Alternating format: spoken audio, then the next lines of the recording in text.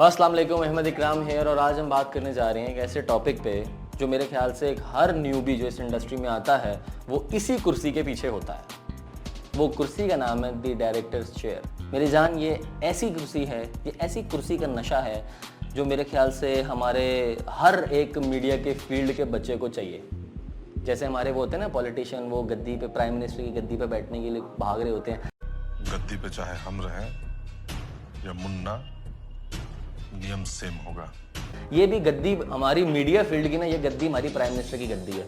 और इस गद्दी पे बिठाने के लिए मैं तुम लोगों को एक ऐसे पॉइंट्स बताऊंगा, उसको फॉलो कर लोगे तो भैया तुम एक अच्छे डायरेक्टर बन जाओगे। तो स्टार्ट करते हैं your execution file. Let's get started. आपकी एग्जीक्यूशन फाइल में सिर्फ 10 चीज़ें मुझे चाहिए, मतलब मुझे नहीं, आपको चाहिए। वो 10 चीज़ें क्या हैं वो शुरू करते हैं यहाँ से, final draft of your script. आपकी एग्जीक्यूशन फाइल शुरू होती है आपके ड्राफ्ट को लॉक करने से। द मोमेंट आपने अपना फाइनल ड्राफ्ट लॉक किया, उसका प्रिंट निकालो तो सबसे पहले उसको डालो अपनी एग्जीक्यूशन फाइल के अंदर, आपका पहला इंपॉर्टेंट पार्ट। देन आती हैं आपकी लोकेशंस की पिक्चर्स जो आपने रेकी में जाकर के लॉक की। ये मैं सेकंड पॉइंट क्यों कह रहा हूँ कि आपने लोकेशंस की पिक्चर्स लगानी है।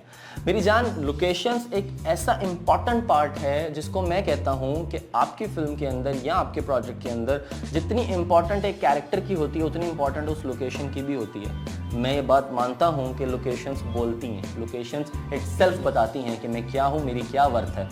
फ्रेम, आर्ट, लाइट डिपेंड करती है मेरे भाई लोकेशंस पे। लोकेशन रेकी के ऊपर जब आप जाते हो, आप हर लोकेशन की पिक्चर्स लेते हो, ठीक है। उन पिक्चर्स का आप आगे कहाँ यूज़ करोगे ये मैं आपको बताता हूँ। लेकिन आपने जिस सीन को, आपने जिस लोकेशन पे शूट करना है उस लोकेशन के पिक्चर्स लो, उसको वर्ड की डॉक्यूमेंट बनाओ, लिखो सीन नंबर, उसका छोटा सा ब्रीफ दो और उसके नीचे वो लोकेशंस की पिक्चर्स लगाओ। एंड देन वो डॉक्यूमेंट सीन बाय सीन अपनी एग्जीक्यूशन फाइल में लगाओ, ताकि जब आपके सेट पे आपका एडी या आपकी टीम हो, वो आपसे बाद में आके बार बार पूछे ना कि ये सीन कौन सी लोकेशन पे होगा, ये सीन कौन सी लोकेशन पे होगा। जस्ट उनके पास एग्जीक्यूशन फाइल होगी। फॉर एग्जांपल सीन नंबर 14 करना है तो उनको पता है भाई सीन नंबर 14 बेसमेंट में होना है, क्योंकि आपने अपनी एग्जीक्यूशन फाइल के अंदर सीन नंबर 14 के नीचे बेसमेंट की पिक्चर्स लगाई हुई हैं। तो वो आपसे बगैर पूछे अपनी लाइट इक्विपमेंट सारी चीज़ें उठा करके बेसमेंट में चले जाएंगे। टाइम सेव होगा मेरी जान। देन आती है शॉर्ट लिस्टिंग। शॉर्ट लिस्टिंग एक ऐसा इंपॉर्टेंट पार्ट है मेरी जान, अगर ये नहीं होगा तो आपकी बहुत सी चीज़ें हिल जाएंगी। शॉर्ट लिस्टिंग कहते हैं आपके एक सीन को कितने शॉट्स मिल करके बना रहे हैं। मतलब कि लेट से आपने सीन नंबर 14 शूट करना है तो उसमें आपने कौन कौन से शॉट्स लेने हैं। आपने मास्टर लेना है, आपने वाइड लेना है, आपने क्लोजअप लेना है, आपने ओटीज लेने हैं, आपने मिड लेना है, एनीथिंग जो कि शॉर्ट लिस्टिंग में आता है आपके विजन के मुताबिक। शॉर्ट लिस्टिंग एक ऐसा इंपॉर्टेंट एलिमेंट है आपकी एग्जीक्यूशन फाइल का कि अगर ये आपकी एग्जीक्यूशन फाइल में नहीं हो तो सेट पे सारे बललियां मारेंगे, और अगर ये नहीं मारेंगे तो इससे टाइम सेव होगा। लेकिन हम ऐसा क्यों करें, हमने तो प्रोड्यूसर के पैसे उड़ाने हैं। लेकिन जब खुद प्रोड्यूसर हो ना तो के भी आदमी आती है। इसीलिए कहता हूँ भाई शॉर्ट लिस्टिंग कर लो। शॉर्ट लिस्टिंग करने के लिए बेसिक चीज़ें बताऊंगा। आपको पता होना चाहिए शॉर्ट्स, और आपको पता होना चाहिए आपने उसको एग्जीक्यूट कैसे कराना है, और आपको पता होना चाहिए आपके एंगल्स। इन 3 चीज़ों को मिला करके एक पेज पे लिख लो तो वो आपकी बन जाएगी शॉर्ट लिस्टिंग। कैसे बताता हूँ। आप अपनी लोकेशन पे गए, आपने सेलेक्ट किया मैं इस जगह पर अपना सीन एग्जीक्यूट करूँगा।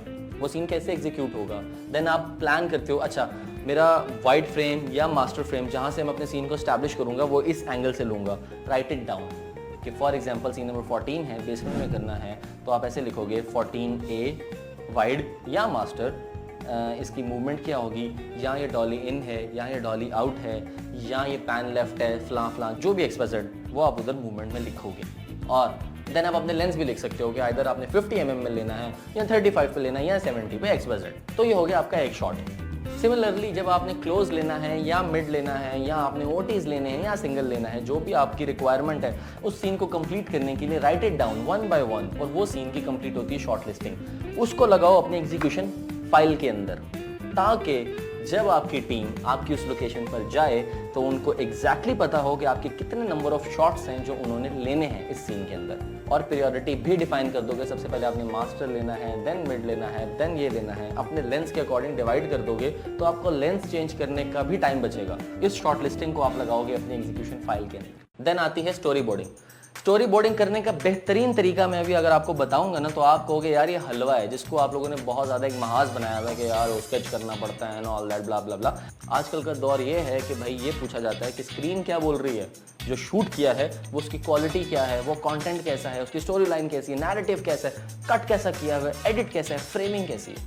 इस चीज़ को फोकस किया जाता है। तो स्टोरी बोर्ड को हम एग्जीक्यूट ऐसे करेंगे कि जब आप रैकी पे जा रहे हो, आप लोकेशन रैकी पे गए हो, तो अपने साथ कुछ 2-4 डमी कैरेक्टर्स ले जाओ, एक्टर्स ले जाओ, या कोई भी बंदे ले जाओ, डमी एक्टर, डमी बंदे जो आपके असिस्टेंट्स हो सकते हैं, आपके साथ जो भी लोग आपके इस फिल्म में प्रोजेक्ट में पार्ट लेने हैं। जब आप लोकेशन लॉक करने के लिए जा रहे हो, जब आपने लोकेशन की पिक्चर्स ली हैं, उन पिक्चर्स के अंदर आप उन कैरेक्टर्स को बिठाओ। फॉर एग्जांपल 2 कैरेक्टर्स आपस में बात कर रहे हैं, तो आमने सामने उनको बिठाओ, वो सोफे पे बैठ रहे हैं, ज़मीन पे बैठ रहे हैं, एक्स जहाँ पर आपका विजन उसको अलाइन करता है बिठाने के लिए या बात करने के लिए, आप उनको बिठाओ। देन आप उसकी पिक्चर ले लो फोन से, उस पिक्चर को आप उठा करके अपनी डॉक्यूमेंट में डाल दो कि भाई मेरा मास्टर फ्रेम ऐसा होगा, मेरे क्लोजअप्स ऐसे होंगे, मेरा ओटी ऐसा होगा, मेरा फलां ऐसा होगा, मेरा फलां ऐसा होगा।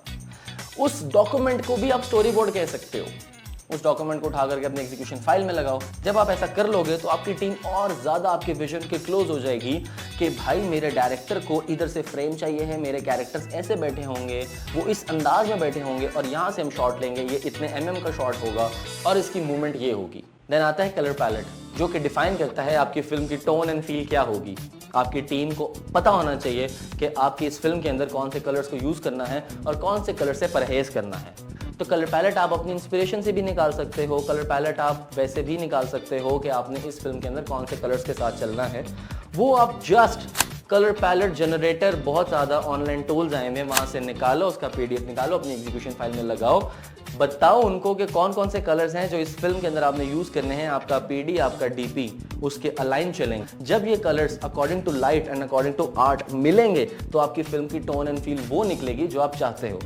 फॉर एग्जाम्पल आपने बहुत एक वाइब्रेंट फिल्म बनानी है, तो सपोज आपका DP वहाँ पे बड़ी डार्क टोन की लाइट कर रहा है, तो आपके विजन से अलाइन तो ना किया, लेकिन आपको बताने के लिए उसको बहुत घंटों लग रहे हैं कि भाई मैं तो ये चाहता हूँ, भाई मैं तो वो चाहता हूँ, और आपका PD वहाँ पे प्रॉपिंग कुछ और रख रहा है, ठीक है, जो कि आपके कलर से अलाइन नहीं करते, तो आप बताओगे यार मेरे को ये नहीं, मेरे को ये चाहिए। तो उस चीज़ से भी बचने के लिए जब आप कलर पैलेट बना दोगे तो आपके DP को एग्जैक्ट पता है मैंने कौन से कलर्स के अंदर रहना है, आपके PD को, आर्ट डायरेक्टर को पता है कि मैंने कौन से कलर्स के अंदर रहना है, और इस सब के चलते वो आपकी फिल्म की टोन एंड फील के बैलेंस को बरकरार रखेंगे। देन आता है फ्लोर प्लानिंग। मेरी जान, फ्लोर प्लानिंग तो ऐसी चीज़ है, अगर कर ली तो मेरे ख्याल से सेट पे बात करने की ज़रूरत ही नहीं है। पता है कैसे चलोगे सेट पे? ऐसे क्यों?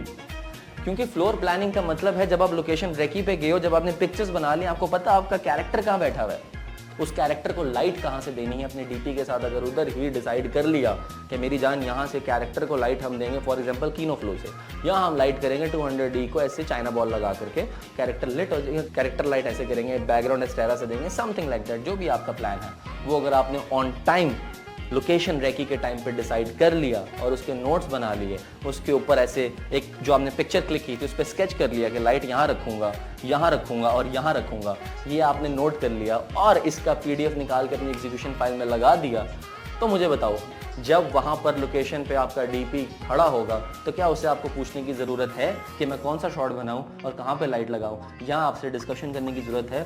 वो तो आएगा, टीम को बोलेगा जानी यहाँ कैमरा लगाओ, यहाँ लाइट लगाओ, और आपके AD को पता होगा यहाँ कैरेक्टर मेरे बैठेंगे, आपके PD या वार्डरोब स्टाइलिश को पता होगा कि इस तरह के कपड़े पहनने हैं। तो मेरी जान, वो तो हलवा नहीं होगी चीज़। तो फ्लोर प्लानिंग लाजमी करो और उसको भी अपने एग्जीक्यूशन फाइल का पार्ट बनाओ। देन आती है प्रॉपिंग प्लान। प्रॉपिंग प्लान कहा जाता है उन प्रॉप्स को जो आपके सीन प्रॉप्स होते हैं। एक होते हैं एक्शन प्रॉप्स।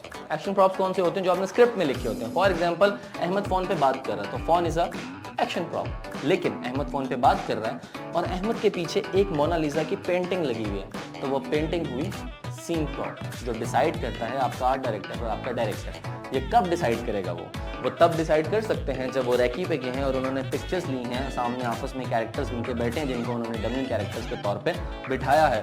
वहाँ पर जब उन्होंने पिक्चर बनाई है, जिस एंगल से उन्होंने शॉट लेना है उस एंगल से उन्होंने पिक्चर बनाई है, देन वो डिसाइड कर सकते हैं कि यहाँ पर मुझे ये प्रॉप रखना है, यहाँ पर मुझे ये प्रॉप रखना है according to the colour palette. जब आपकी प्रॉपिंग प्लान भी आपकी रैकी में डिसाइड हो गई और अगर उसको प्रॉपिंग प्लान को नोट्स बना लिया और अगर उसकी PDF निकाल करके एग्जीक्यूशन फाइल में लगा दिया, तो मुझे बताओ क्या आपके आर्ट डायरेक्टर को आपसे बात करने की ज़रूरत है सेट पे? बिल्कुल नहीं। वो आएगा, वो फ्रेम देखेगा, उसके अकॉर्डिंग वो प्रॉपिंग को एडजस्ट करेगा जो आपसे उसकी डिस्कशन हुई भी है, एंड देन अल्लाह खैर। देन आती है कैरेक्टर ब्लॉकिंग, जो कि पता होना चाहिए आपको कि आपके किरदार कहाँ से लेकर कहाँ तक मूव करेंगे या किस अंदाज में वो गुफ्तगू करेंगे या उनकी बॉडी लैंग्वेज कैसी होगी।